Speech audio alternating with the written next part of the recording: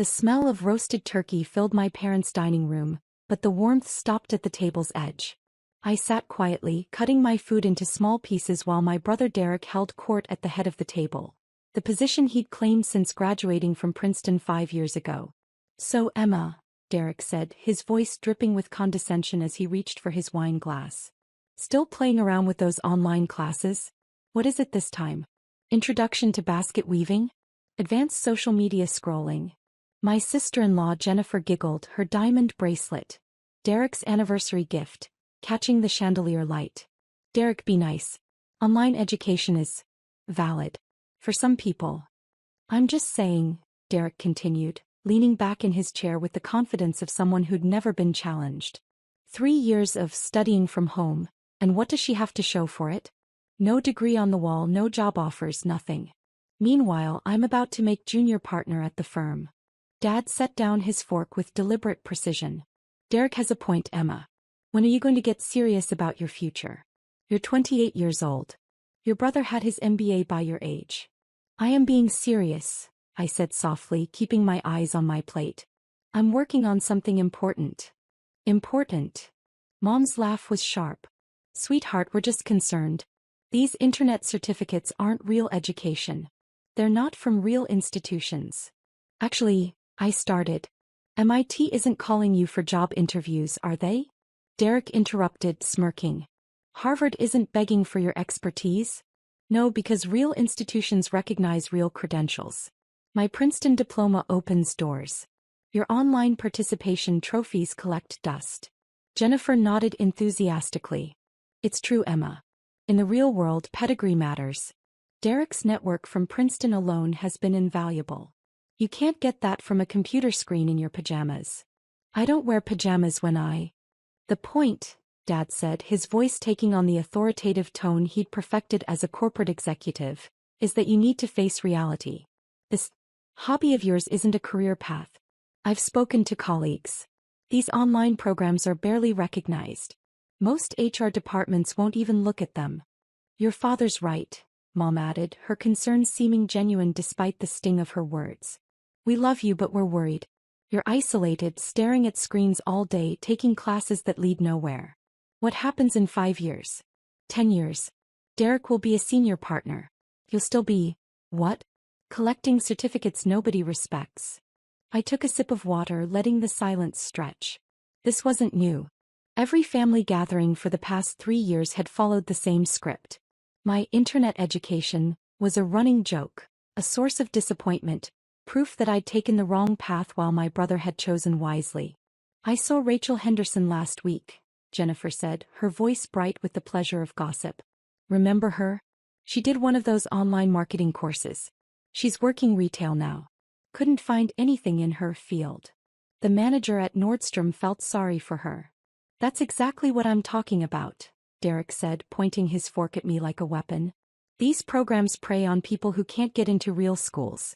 They take your money, give you meaningless credentials, and leave you worse off than when you started. No real university would accept their credits.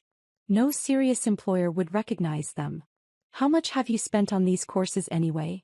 Dad asked, his executive mind immediately calculating losses. "Thousands? Tens of thousands? That money could have been a down payment on a house. An investment in something tangible. Or a real graduate program," Mom suggested. "It's not too late, honey. You could apply to state schools. Get an actual master's degree in something practical. Teaching maybe? Or nursing. Something with job security." I set down my fork carefully, folding my hands in my lap. "I appreciate the concern. Do you, though?" Derek leaned forward, his Princeton ring gleaming.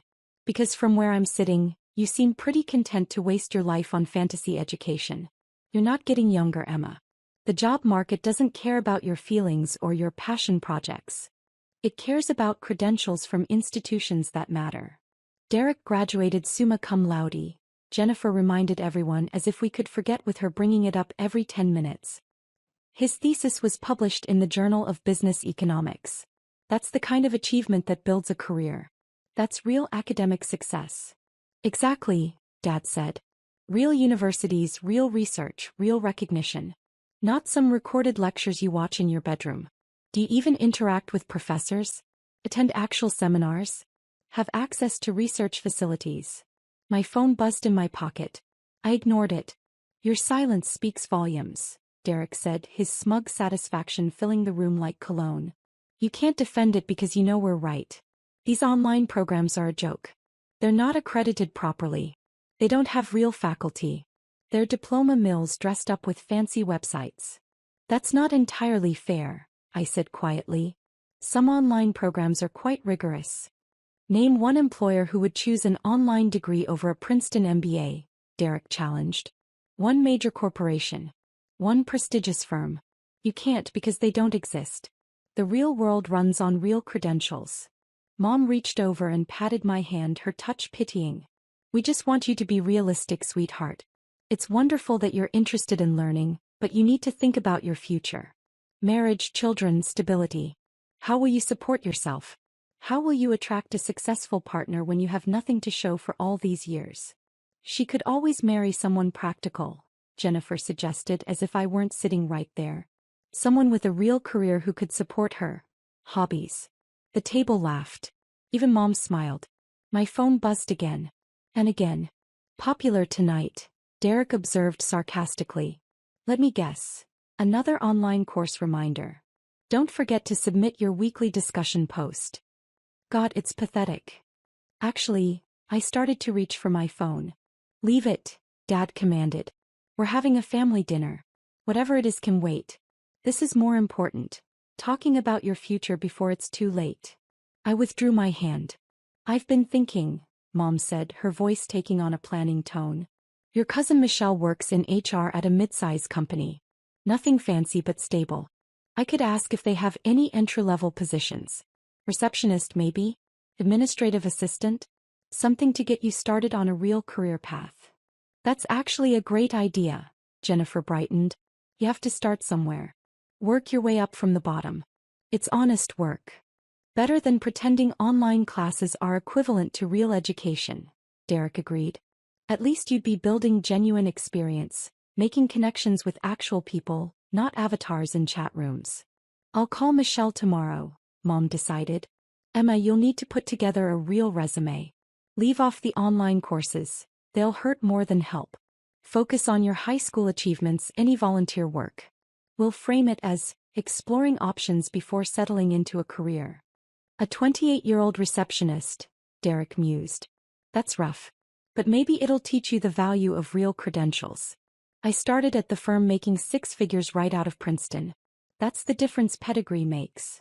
My phone buzzed continuously now, vibrating against my leg like an insistent bee. The screen lit up my pocket.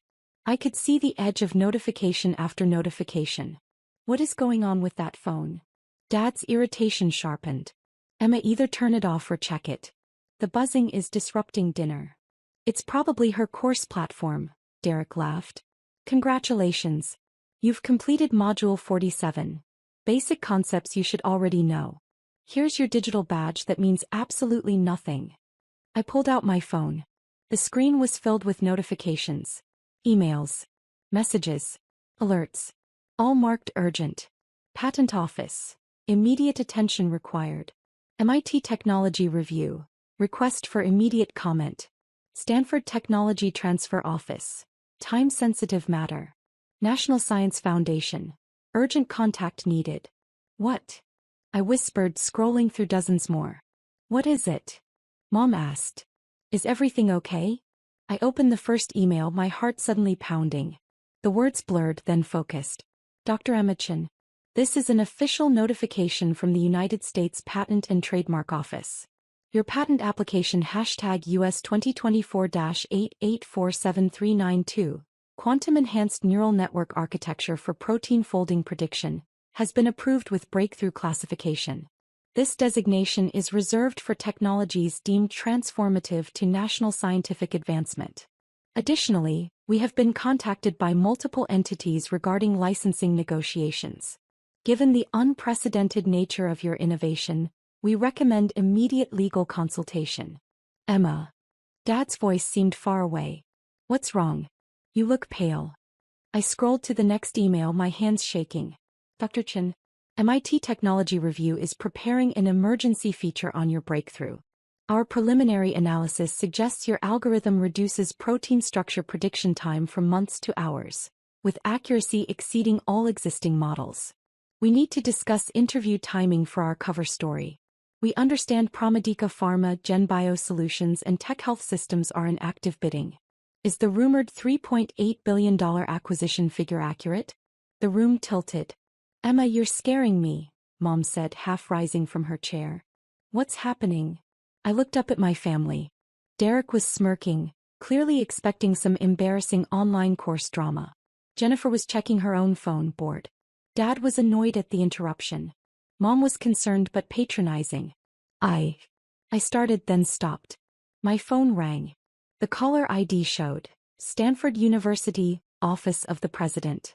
I need to take this, I said, standing. Now. Dad's voice rose. In the middle of dinner? Emma, this is exactly the kind of behavior. I answered the call, putting it on speaker before I could second-guess myself. Dr. Chin. A professional female voice filled the room. This is Dr. Sarah Morrison, president of Stanford University. I apologize for calling during the holiday, but this matter couldn't wait. The room went completely silent. I'm here, I said quietly. Dr. Chin, we've been reviewing your doctoral thesis on quantum computing applications in biological modeling. Combined with your recent patent breakthrough, Stanford would like to formally offer you a full professorship in our Department of Bioengineering, effective immediately. We're also prepared to establish a research lab under your direction with a $50 million initial funding allocation. Derek's fork clattered against his plate. Additionally, Dr. Morrison continued, we understand you're currently affiliated with MIT's online doctoral program. While we respect their distance learning division tremendously, we believe your work deserves on-campus resources. We'd like to discuss relocating your research to Stanford. Thank you, I managed. Can I call you back? I'm with family. Of course. But Dr. Chin? The scientific community is buzzing about your breakthrough. Protein folding has been an unsolved problem for decades. Your algorithm changes everything. We want to ensure Stanford is part of that future. She hung up. The silence in the dining room was absolute. Emma, Mom whispered. What was that? Did she say, Doctor? Professor? I sat back down slowly, looking at my phone as another call came in. This time, Nobel Prize Committee, preliminary inquiry. I declined it. What the hell is going on? Derek's voice had lost all its smugness. That wasn't real. That's a prank, right? Someone's messing with you. I pulled up my email and turned my phone so they could see the screen. Official letterheads from Stanford, MIT, the Patent Office, the National Science Foundation, Nature Journal, Science Magazine, 3 pharmaceutical companies, 2 biotech firms. Protein folding? Dad leaned forward, his executive brain suddenly engaged. Emma, that's major pharmaceutical research. That's billions of dollars in potential drug development. I've been working on it for 3 years, I said softly. Through MIT's online doctoral program in computational biology. The one you all thought was a waste of time. You have a PhD? Mom's voice cracked. From MIT? Defending my dissertation next month. But they're calling me doctor based on the patent approval. It's somewhat premature, but given the circumstances. Wait, Derek interrupted, his face reddening. You're telling me you've been working on some billion-dollar patent? From your bedroom? Through online classes. Not just classes. MIT's distance doctoral program is fully accredited. Same faculty, same research standards, same degree as on-campus students. I worked with Dr. Raj Patel. You might know him, Derek, he won the Turing Award 2 years ago. And Dr. Lisa Wong from their quantum computing lab. Jennifer was frantically Googling on her phone. Oh my God. MIT Technology Review's website. The breaking news banner. Mystery PhD student solves protein folding problem that stumped scientists for 50 years. Let me see that. Derek grabbed her phone. His face went white as he scrolled. Jesus Christ. They're calling it the biggest breakthrough in computational biology this decade. ProMedica offered $3.8 billion for exclusive licensing rights. My phone rang again. ProMedica Pharma. I answered, keeping it on speaker. Dr. Chin, Mark Rodriguez, CEO of ProMedica Pharma. I'm calling personally to confirm our offer. $3.8 billion for exclusive pharmaceutical licensing rights to your protein folding algorithm, plus 15% royalties on all drug developments utilizing your technology. We estimate that's an additional $500 million annually once our pipeline launches. I haven't agreed to exclusive rights, I said, my voice steadier now. Several companies are interested. We can go to $4.2 billion, he said immediately. And 18% royalties. Dr. Chen, your algorithm could revolutionize drug discovery. Diseases we've struggled to treat for decades could have cures within 5 years. We want to be your partner in that mission. I need time to consider all options, I replied. My attorney will be in touch. Your attorney? He said. Dr. Chen, with respect, you need a team. This is beyond a single lawyer. You need patent specialists, licensing experts, pharmaceutical consultants. Do you have representation? Stanford's Technology Transfer Office has been helpful, I said. MIT as well. I'm not navigating this alone. Smart. Very smart. Dr. Chen, whatever you decide, what you've accomplished is extraordinary. The scientific community owes you an enormous debt. I hope we can work together. He hung up. I looked at my family. Derek had slumped in his chair, his Princeton confidence evaporated. Jennifer stared at her phone, scrolling through article after article about my breakthrough. Mom's hand covered her mouth. Dad's executive mask had cracked, revealing something like shock. $4 billion, Dad said slowly. Emma. $4 billion. The patent is worth more, I said quietly. The pharmaceutical applications alone could be worth tens of billions over time. Every major drug company needs this technology. It changes everything about how we discover and develop medications. But you said, internet classes, Mom whispered. You said online courses. MIT's online doctoral program, I corrected gently. Fully accredited. Same rigorous standards as on campus. I took courses in quantum computing, advanced algorithms, molecular biology, biochemistry. I worked with leading researchers through virtual collaboration platforms. I had access to MIT's computational resources remotely. I published 3 papers in peer-reviewed journals. Why didn't you tell us? Mom asked. Why did you let us think? I tried, I said. Multiple times. But every time I mentioned my doctoral work, you talked over me. You assumed online meant inferior. You never asked what I was actually studying or who I was learning from. You just decided it wasn't real. Derek found his voice, though it came out strangled. You're seriously telling me you completed a PhD from MIT? While I was getting my MBA from Princeton, you were doing doctoral research. Yes. In computational biology, quantum computing, fields you never even studied as an undergraduate. MIT's program allowed me to build the necessary foundation while pursuing advanced research. It took longer, 3 years instead of the typical 2 for on-campus students, but the flexibility allowed me to go deeper into the work. Deeper, Derek repeated hollowly. You solved a 50-year-old problem. You have a patent worth billions. Companies are fighting over you. Stanford is offering you a professorship. Several universities are, I said. Stanford, MIT, Harvard, Caltech. Even Cambridge in the UK reached out. Jennifer was still scrolling. Forbes just posted an article. Mysterious online student becomes overnight billionaire. They're estimating your net worth at over $5 billion once the deals close. Emma, you're on the Forbes real-time billionaires list. You're number 847. Between a real estate mogul and a cryptocurrency founder. That's speculative, I said. The deals aren't finalized. GenBio Solutions just tweeted. Jennifer continued, her voice rising. They're offering $4.5 billion plus stock options. This is insane. Companies are bidding against each other in real time. My phone buzzed with another email. Nature Journal wanted to publish my full research paper in an emergency special issue. Science magazine was requesting a commentary piece. The NIH was inviting me to present at their annual directors' seminar. Emma, Dad said, and for the first time in years, I heard uncertainty in his voice. I'm having trouble processing this. You've been working on billion-dollar research? For 3 years. While we thought you were wasting time. Yes. And you never got angry? Never defended yourself? Never shoved it in our faces? Would you have listened? I asked simply. Or would you have found reasons to dismiss it? She's exaggerating. Online degrees don't count. It's probably not as impressive as she thinks. I learned early that showing you papers or explaining my research was pointless. You'd already decided online education was inferior. Mom's eyes filled with tears. Sweetheart, we were trying to help. We thought we were protecting you from wasting your life on something that wouldn't. You were protecting your assumptions, I interrupted, my voice still calm but firm. You didn't ask questions. You didn't do research. You didn't look at MIT's program or talk to anyone in academia about distance doctoral education. You just decided you knew better. I'm a Princeton MBA, Derek said, as if saying it aloud would restore his world to order.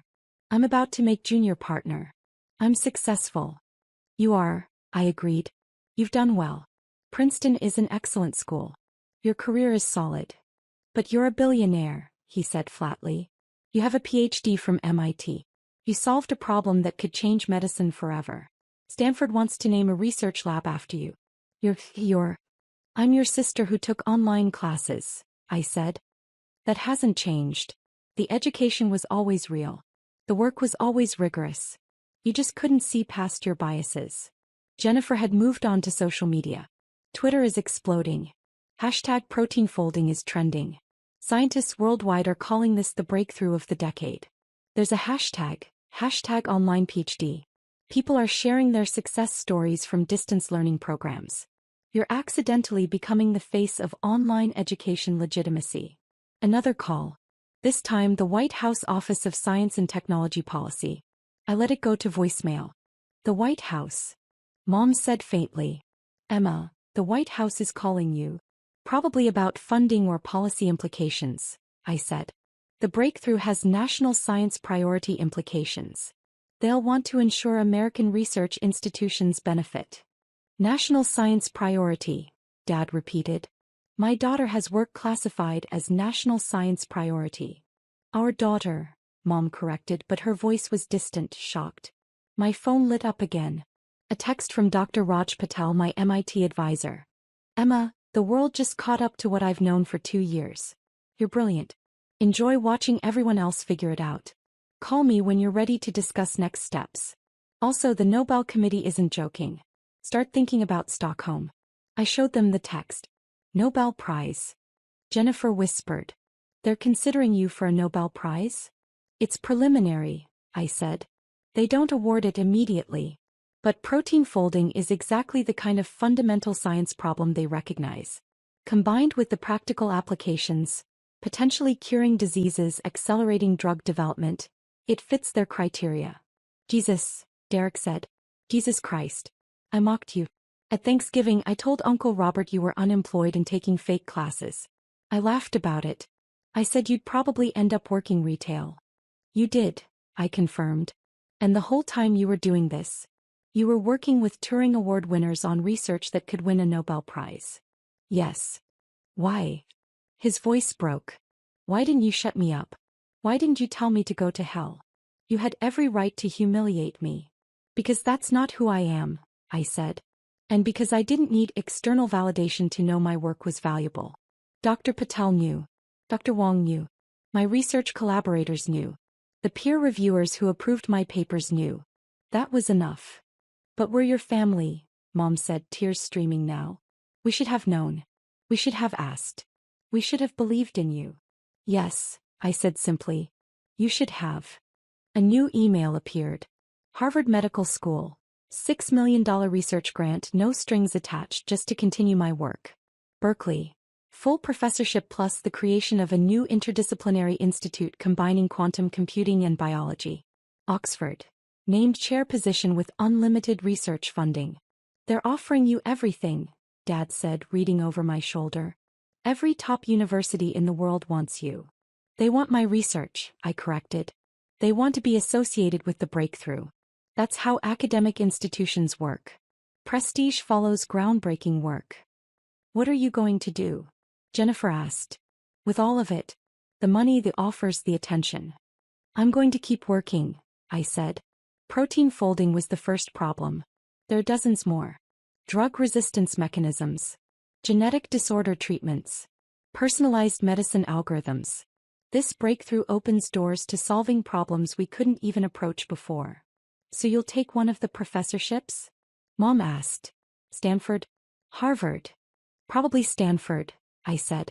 Their resources are excellent and California has a strong biotech ecosystem. But I'll maintain my MIT affiliation. They took a chance on me when I was just a random applicant to their online program. That loyalty matters. And the money? Dad's executive instincts surfaced. $4 billion. More if this bidding war continues. Emma, you need financial advisors, wealth management, tax specialists. Already arranged, I said. MIT's Technology Transfer Office connected me with people who specialize in academic patent commercialization. I've had preliminary consultations with 3 firms. I'll choose one this week. You've already planned this, Dad said slowly. You knew this was coming. I knew my research was solid, I said. I knew the patent application was strong. I didn't know it would explode quite this publicly or this fast, but yes, I've been preparing for success. That's what serious academics do. We plan for impact. Derek was staring at the table, his Princeton ring suddenly looking small and dull. I was so cruel to you. For years. Every family gathering. Every phone call.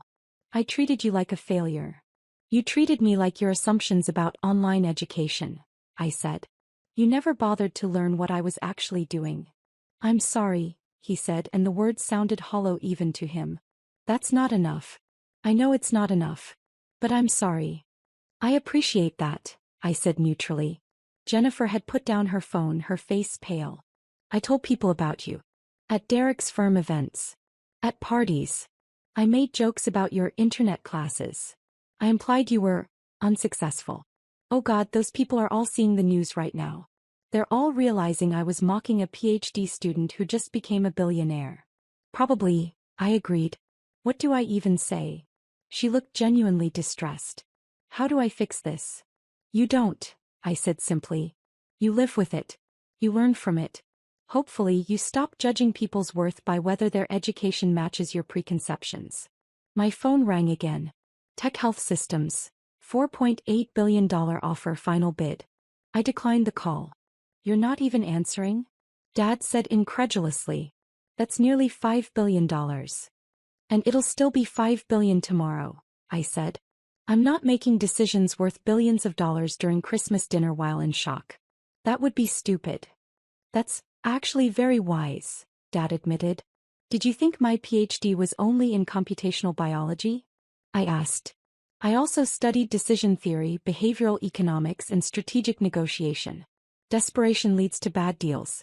Patience leads to optimal outcomes. Mom laughed, a slightly hysterical sound. Of course you did. Of course you studied negotiation strategy while we thought you were watching recorded lectures in your pajamas. I did watch recorded lectures, I said. Excellent ones.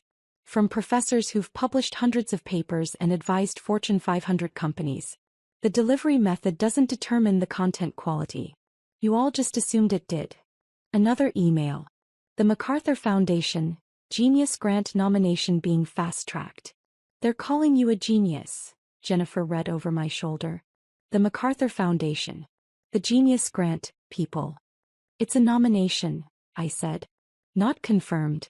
But yes, my work apparently meets their criteria for exceptional creativity and potential for future advances. Derek stood abruptly, his chair scraping back. I need air. I can't. He walked to the window, his back to us. Derek. Jennifer started to follow him. Don't, he said, his voice thick. Just give me a minute. We sat in silence. My phone continued buzzing, but I ignored it. The turkey was getting cold. The dinner, the whole evening, was ruined, though not in the way anyone had expected. Emma, Dad said finally, his executive composure cracking. I owe you an apology that I don't know how to give. I dismissed your work. I questioned your choices. I implied you were wasting your life. And the whole time, you were doing something extraordinary. You owed me the benefit of the doubt, I said quietly. You owed me basic respect for my decisions. You owed me curiosity about what I was actually doing. The apology is nice, but the damage is done. What does that mean? Mom asked fearfully. Are you cutting us off? Ending contact. I don't know yet, I said honestly. Right now I'm angry. I'm hurt. I'm vindicated but also sad because my family spent 3 years mocking something they didn't understand. I need time to process what that means for our relationships. Please don't shut us out, Mom pleaded. We made mistakes. Terrible mistakes. But we love you. Do you? I asked. Or do you love the successful version of me? The billionaire PhD with the breakthrough patent? Would you love the version of me who completed the same work but whose patent didn't happen to be worth billions? What if my research had been important but not commercially valuable? Would you respect me then? Silence. That's what I thought, I said softly. Derek turned from the window, his face blotchy. For what it's worth, I respect you now. I see what you accomplished. I understand what you did. Now that there's a dollar figure attached, I said. Now that institutions are fighting over me. Now that my success is visible and measurable in ways you understand. But Derek, I was doing important work the whole time. The value didn't suddenly appear when the patent sold. It was always there.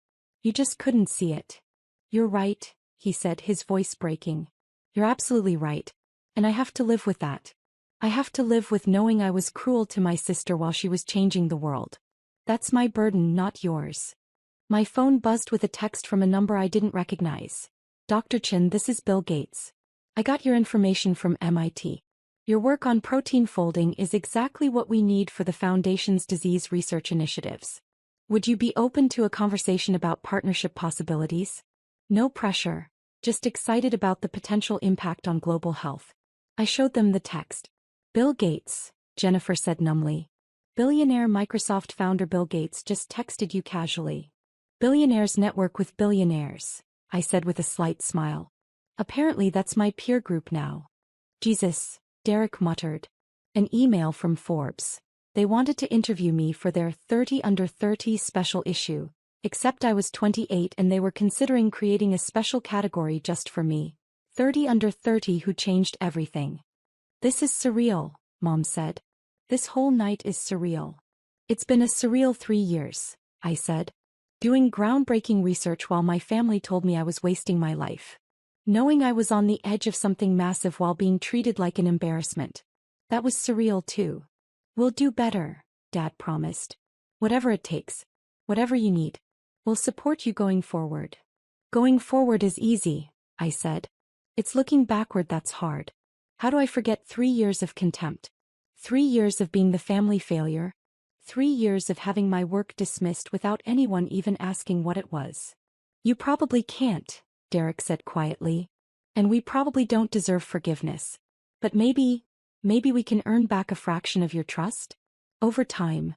I looked at my brother, successful, confident Derek with his Princeton MBA and his junior partnership and his expensive wine. He looked smaller now, diminished not by my success but by his recognition of his own cruelty. Maybe, I said finally. But it won't be quick. And it won't be easy. And I'm not going to pretend the past 3 years didn't happen just because everyone's suddenly impressed. Fair, he said. More than fair. My phone rang. Stanford again. I should take this, I said standing. It's about the professorship details. Of course, Mom said quickly. Of course take it. We'll be here. I walked into the hallway answering the call. Dr. Morrison's voice was warm and professional, discussing lab space, graduate student allocations, research budgets. Behind me in the dining room I could hear my family's muffled voices, shocked, regretful, struggling to process the shift in their understanding of who I was and what I'd accomplished. The conversation with Dr. Morrison lasted 20 minutes. By the time I returned, the dining room had been cleared. My family sat in the living room, phones out, reading article after article about my breakthrough. They're calling you the Edison of computational biology, Jennifer said, looking up. This article says your algorithm could reduce drug development time by 60%. That's thousands of lives saved. Diseases cured faster. Emma, you're going to save lives. That's the goal, I said. That's always been the goal. Not the money? Dad asked. The billions. The money is nice, I admitted. It means security, freedom, the ability to fund research without constant grant applications. But the work is what matters. Solving problems that improve human health. That's why I chose this field. Through online classes, Mom said, and this time there was wonder in her voice instead of contempt. You changed the world through online classes.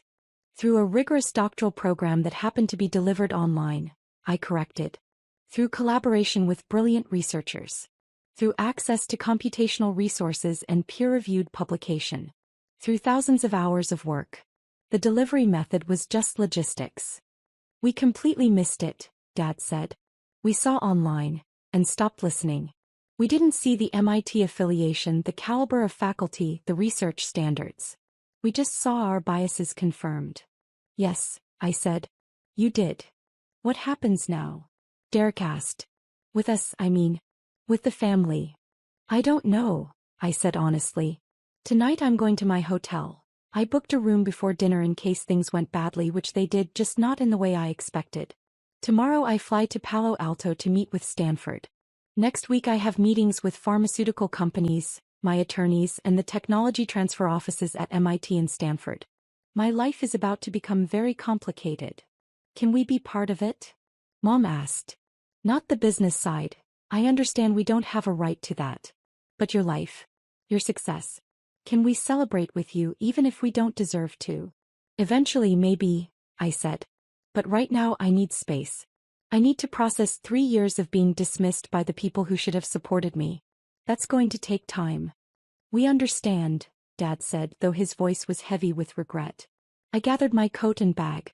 At the door I turned back. For what it's worth, I said, I never doubted my work. Your opinions hurt, but they didn't stop me. I knew what I was doing was important. I had mentors who believed in me, colleagues who respected my research, and reviewers who validated my contributions.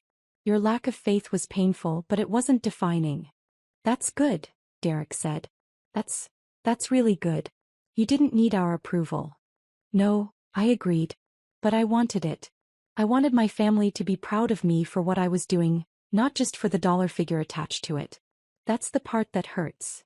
I left them sitting in shocked silence, their assumptions shattered, their understanding of education and success fundamentally challenged. My phone buzzed as I got in my rental car. Another email from Dr. Patel. The world is scrambling to catch up to you. Enjoy the chaos. You earned it. I smiled, started the car, and drove toward the hotel. Tomorrow would bring meetings, decisions, and negotiations worth billions.